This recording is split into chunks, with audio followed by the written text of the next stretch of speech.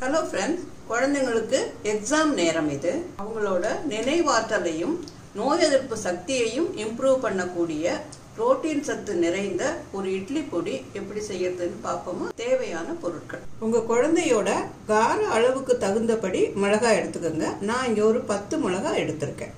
அரை கப் அளவுக்கு கடலை பருப்பு, அரை கப் அளவுக்கு தோலுடன் கூடிய உளுந்து. தோலோட உளுந்து உடல் நலத்துக்கு ரொம்ப நல்லது. அரை கப் அளவுக்கு பொட்டுக்கடலை, அரை கப் அளவுக்கு வறுத்த நிலக்கடலை, அரை கப் அளவுக்கு நட்ஸ். அரை கப் வர அளவுக்கு உங்களுக்கு எந்த நட்ஸ் வேணாலும் நீங்க எடுத்துக்கலாம். பாதாம் குழந்தைங்களோட மெமரி பவருக்கு ரொம்ப நல்லது. அதனால நான் ஒரு 10 பாதாம் எடுத்திருக்கேன். ஊற வச்சு தோல் உரிச்சு ஒரு துணியில நல்லா காய வச்சு எடுத்து வச்சுக்கோங்க. 5 முந்திரி, 1 ஸ்பூன் அளவுக்கு பரங்கி விதை, 1 ஸ்பூன் அளவுக்கு சாரைப்பருப்பு, தர்பூஸ் விதைகள், சூரியகாந்தி விதைகள், வால்நட்டு, எது வேணாலும் நீங்கள் இதோட அரை கப் அளவுக்கு சேர்த்து எடுத்துக்கலாம். 1 டீஸ்பூன் கசகசா, ஒரு சிறிய நெல்லிக்காய் அளவு புளி. குழந்தையோட கார அளவுக்கு தக்கபடி மிளகு எடுத்துக்கோங்க. நான் ஒரு 10 மிளகு எடுத்திருக்கேன். ஒரு சின்ன கட்டி பெருங்காயம் பொரிச்சு எடுத்து வச்சிருக்கேன். 1 டேபிள் ஸ்பூன் அளவுக்கு கருப்பு எள் எடுத்து வச்சிருக்கேன். 2 நெல்லிக்காயை நல்லா விதை நீக்கி நல்லா வெயில்ல காய வச்சு எடுத்து வச்சுக்கோங்க. நெல்லி முள்ளின்னு நாட்டு மருந்து கடைகள்லையும் இது கிடைக்கும். நெல்லிக்காய் குழந்தைங்களுக்கு நல்ல இம்யூனிட்டி பவர் கொடுக்கும்.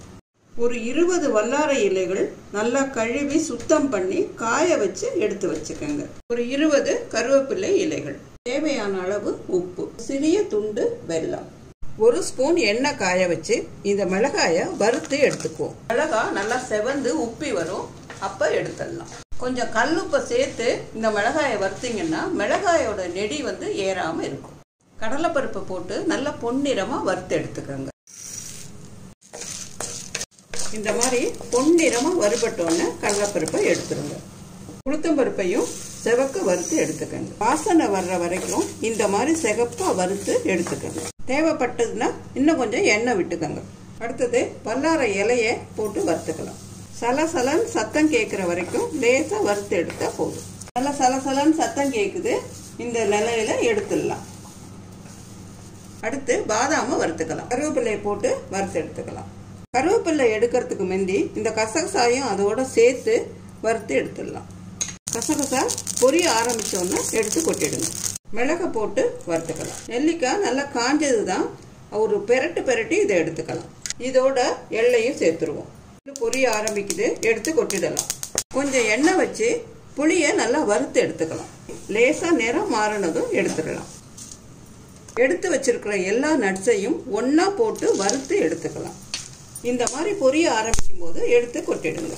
அடுப்பை ஆஃப் பண்ணிட்டு நிலக்கடலை, பொட்டுக்கடலை, பொரிச்ச பெருங்காயம் எல்லாத்தையும் போட்டு ஒரு பெரட்டி எடுத்துக்கோங்க. தேவையான அளவு உப்பு சேர்த்துக்கோங்க. ஒரு துண்டு வெல்லமும் சேர்த்துக்கோங்க. நல்லா ஆற வச்சு இப்ப நம்ம அரைச்சு எடுக்கலாம். குழந்தைங்களுக்கு மட்டும் அல்ல, பெரியவங்களுக்கும் இந்த பொடி ரொம்ப நல்லது. வேற கார அளவுல இந்த பொடி தேவைன்னா மிளகாயை மட்டும் தனியா வறுத்து எடுத்து வச்சுக்கோங்க. நான் இந்த மாதிரி வறுத்து தனியா வச்சிருக்கேன். முதல்ல இதை அரைச்சுக்கோங்க. தேவையான அளவு குழந்தைக்கு எடுத்து வச்சுட்டு பெரியவங்களுக்கு அரைக்கும் போது முதல்ல இந்த மிளகாயை போட்டு அரைச்சி எடுத்துக்கோங்க. அதுக்கப்புறம் மற்ற சாமான்களை அதோட சேர்த்து அரைங்க. முதல்ல மிளகாயை இந்த மாதிரி அரைச்சி எடுத்துக்கிட்டு மற்ற சாமான்களை அடுத்தது போட்டு எடுத்துக்கோங்க. முதல்ல மிளகாயை போட்டு அரைச்சி எடுத்துக்கிட்டீங்கன்னா உங்க மிளகாய் பொடி நல்ல பிரைட் கலர்ல பார்க்கவே அழகா இருக்கும். இப்போ நம்மளோட மிளகாய் பொடி தயார். இது நல்லா ஆறணும்னா சுத்தமான ஒரு கண்ணாடி பாட்டில்ல போட்டு வச்சுக்கோங்க. இதுல நம்ம நட்ஸ் எல்லாம் போட்டிருக்கிறதுனால ஒரே அடியா போட்டு மிக்சியில திருப்பாதீங்க. கொஞ்சம் கொஞ்சமா திருப்பி எடுங்க, இல்லாட்டி போனா எண்ணெயா ஆயிடும். ஒரு மாசத்துக்கு எவ்வளவு தேவையோ அந்த அளவுக்கு பொடியை தயார் பண்ணி வச்சுக்கோங்க. அப்பதான் அது ஃப்ரெஷ்ஷா நல்லா இருக்கும். நட்ஸ் போட்டிருக்கிறதுனால ஒரு மாசத்துக்கு மேல வெளியில வச்சிருந்தீங்கன்னா எண்ணெய் சிடுக்கடிக்கும். இட்லி தோசைக்கு மட்டும் இல்ல, சாதத்துல போட்டு பிசைஞ்சு சாப்பிடுறதுக்கும் இந்த பொடி நல்லா இருக்கும். தயிர் சாதத்துக்கு தொட்டு சாப்பிடுறதுக்கும் நல்லா இருக்கும். வல்லாரை மூளைக்கு ரொம்ப நல்லது. ஆனா அளவுக்கு மீறி சாப்பிடுறது நல்லதில்லை. சொன்ன அளவு மட்டும் எடுத்து உபயோகப்படுத்திக்கங்க. கொப்பரை தேங்காய் இருந்ததுன்னா அதை கூட நீங்க வறுத்து இதோட சேர்த்து பொடி பண்ணிக்கலாம். சரியா சாப்பிடாத குழந்தைங்க, நட்ஸ் சாப்பிடாத குழந்தைங்களுக்கு இந்த மாதிரி நீங்க நட்ஸ் சேர்த்துக்கலாம். இதை செய்து நீங்களும் சாப்பிடுங்க, உங்க குழந்தைங்களுக்கும் கொடுங்க. உங்கள் கமெண்ட்டை எங்களுக்கு எழுதி அனுப்புங்க. இந்த வீடியோ பிடிச்சிருந்ததுன்னா லைக் பண்ணுங்க, மற்ற ஃப்ரெண்ட்ஸோடையும் ஷேர் பண்ணிக்கங்க. நம்ம சேனலுக்கு சப்ஸ்கிரைப் பண்ணுங்க. குழந்தைகள் எல்லாரும் தேர்வில் வெற்றியடைய என்னுடைய மனமார்ந்த வாழ்த்துக்கள். நன்றி, வணக்கம்.